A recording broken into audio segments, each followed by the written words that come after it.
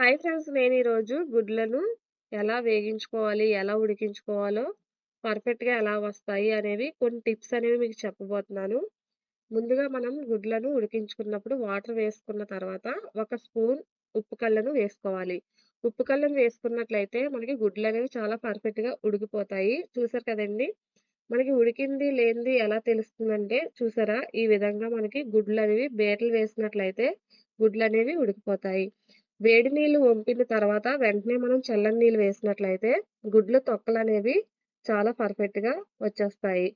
చూసారు కదండీ! ఈ విధంగా మనకి ప్రతి గుడ్డు కూడా మనకి తొక్కలు చాలా పర్ఫెక్ట్‌గా వస్తాయి.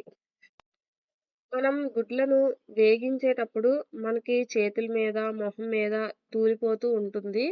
గుడ్డనేది ఇలా ఉబ్బి పగిలిపోవడం వల్ల ఆ నూనెనేది మన మొహం మీద పడిపోతూ ఉంటుంది కదండీ!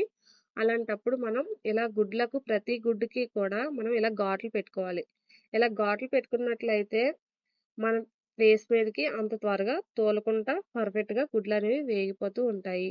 చూసారు కదా! ఈ విధంగా.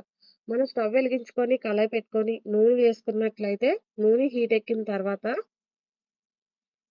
అందులో కొంచెం సాల్టు, కొంచెం పసుపు వేసుకోవాలి. ఈ సాల్టు, పసుపు వేసుకొని మనం గుడ్లను వేగించుకున్నట్లయితే అసల అంటిపోకుండా కళాయికి అంటిపోకుండా పర్ఫెక్ట్‌గా గుడ్లనేవి వేగిపోతూ ఉంటాయి.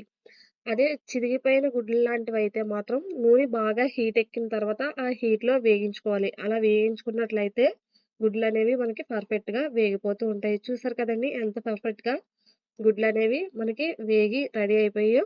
మీకు నచ్చినట్లయితే లైక్ చేసి సబ్స్క్రైబ్ చేయండి ఫ్రెండ్స్.